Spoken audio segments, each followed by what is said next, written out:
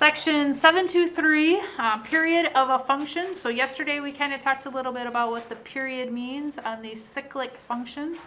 Cyclic means they go in a cycle, so they keep repeating and repeating and repeating and repeating.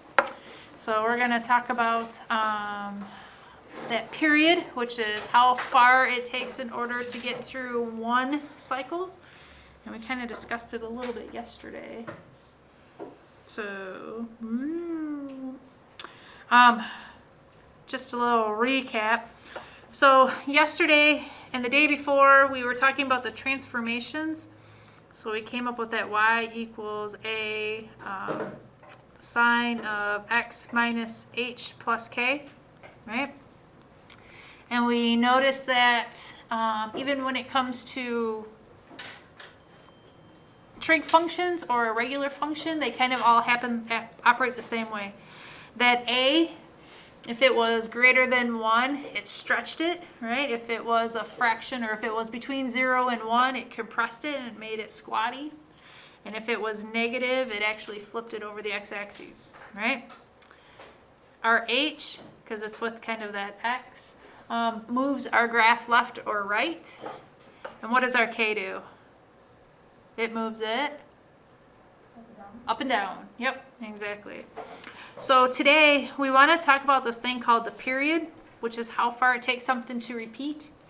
So if we look at our first little graph, if I kind of, I don't know.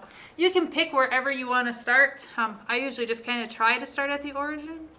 So if I started here and I went all the way to here, then it's like I start all over again. I kind of almost think of like a slope, because if I start here at the origin, it's kind of like my slope is positive, right? I'm going up, I'm going this way. But when I cross the origin here, my slope is going down, right? So that's not my repeating point. So I got to make sure I get all the way around to like over here, right? To where that slope is positive, just like my slope was positive over here. So it mirrors it perfectly. And so how far is it from 0 to right here? 2 pi, right? Yeah, it's a pi, sorry. it's a little fuzzy. So on that one, our period is 2 pi. If we look at the next one, if I start at the origin, I have to go all the way to here to repeat, right? How did that do that?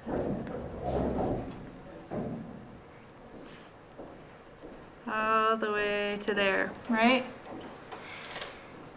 And then if I kept going again, like that's a whole nother period. Okay? So if I start at the origin, it's going to take me all the way to here to repeat, right? And how far is that? Pi, right? So granted, you could, oh my goodness, this thing's acting up today. Or it's the user, one of the two, right? We could have started here and gone all the way to here, right? So I would be starting at pi and going to 2 pi. So how far is it from pi to 2 pi? Pi, right? So we can start wherever we want, but I usually start at the origin just because it makes it a little bit easier. Like you could start from here to here, and granted it's a distance of pi, but sometimes it's kind of a little hard to figure out. So when it comes to our equation, we got to try and figure out, well, what part of the equation actually changes that period? And it's actually, we're going to change this a little bit. You know how that parent function would be y equals sine of x? We're going to write this as y equals sine of, and we're going to put a number in front of the x. And we're just going to look at that one thing. I mean, we're not going to mess with the a, the h, or the k right now. We already messed with all of that. So what we're really looking at in our equation is what that value would be right there in front of that x and how that affects the graph. Right? So let's try a couple. So we're going to hop on over to Desmos. Sound good?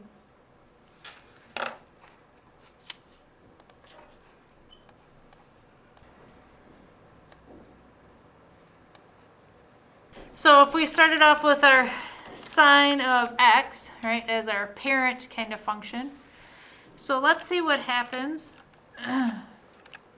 if we have our sign of x, but we put something with the x in front of the x. So how about a 1/2? Can I write it as 0.5 for a half? Yeah, we're just going to write it as 0.5. You guys good with that? You can do 1 and then divide. Oh, beautiful. Thank you, ma'am. Thank you, thank you, thank you. Oh, so what's the difference between our blue graph and our red graph? blue is like more stretched. Yeah, it's more stretched, right? It didn't change the height of it, right? But it made it more stretched. So if we think of our little cycle, if we went on our red one from 0 all the way to here would be our 2 pi, right? Which would have been our normal around the circle. But now that we're on this blue one, where is it that we have to go all the way here? And we get all the way to here. Oops.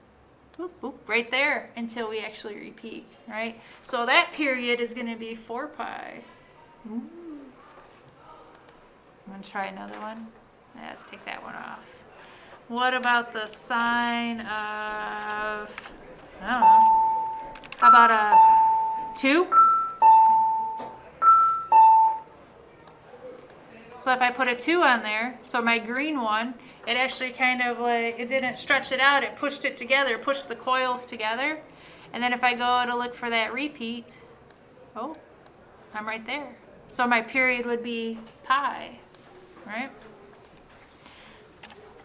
What would happen if I did sine of, I don't know, let's say 6x? What's it gonna look like? Is it gonna be really tight?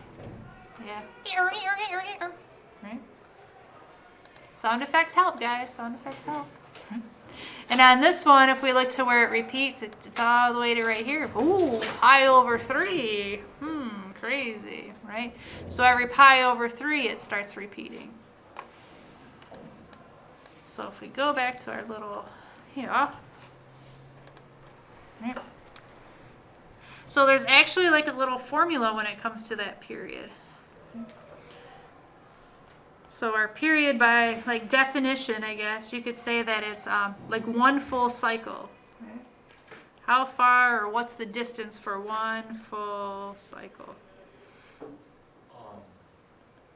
Yes, sir? Pi? Say again? What do you mean pi? Well, we got to be able to figure it out from the different equations.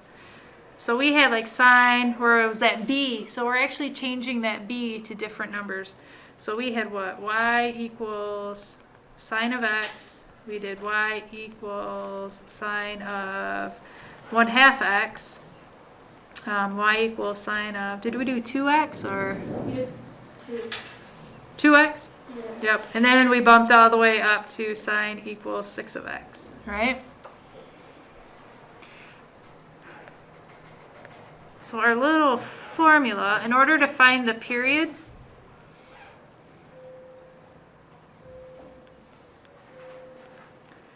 it equals 2 pi, and then we divide it by our b.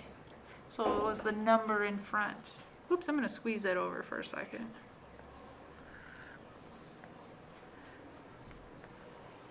So the period equals 2 pi, which would be all the way like around a circle normally. And then depending on what our b is, we're going to divide by the b. Right? So if we think of our unit circle or our parent function, on this equation, what's our b? So the b is what's in front of x. So what's right here in front of x, technically? Yeah, technically there's a 1 there, right? So if we wanted to find the period, which is 2 pi over b, and our b is 1, so it's 2 pi over 1, which is 2 pi. And we knew that one, right? Going all the way around the circle. What about for 6x? So the period would be 2 pi over b, which would be what? 2 pi over 6. And that reduces down to pi over 3. And if we go back to our little problem, right? Where did we get it? Off of our graph? Pi over 3. Like, guys, we did math right. Right? Ooh, what about our half? So the period is 2 pi over b, which is going to equal 2 pi over 1/2. How do we divide by fractions? Multiply by the reciprocal. Yeah, multiply by the reciprocal, right? So we got 2 pi times, what's the reciprocal of 1/2? 2/1. Yep, 2 over 1, which is going to give us 4 pi, right? And if we actually go back to decimals, and we put in that 1/2, shrink this baby down a little bit, right? So we're looking for our purple. So our purple is going to repeat right there at 4 pi. And what did we come up with? 4 pi. I think we figured it out. So now if we go back to that equation, right? I mean, we can throw a b in there. So that A has to do with that amplitude, right? How tall it stretches it or it shrinks it. Right? H has to do with those lefts and rights. K has to do with ups and downs. And then now we could add a B in front of that. And that B has to do with how fast it's going to repeat or how slow it's going to actually go through those cycles or those periods.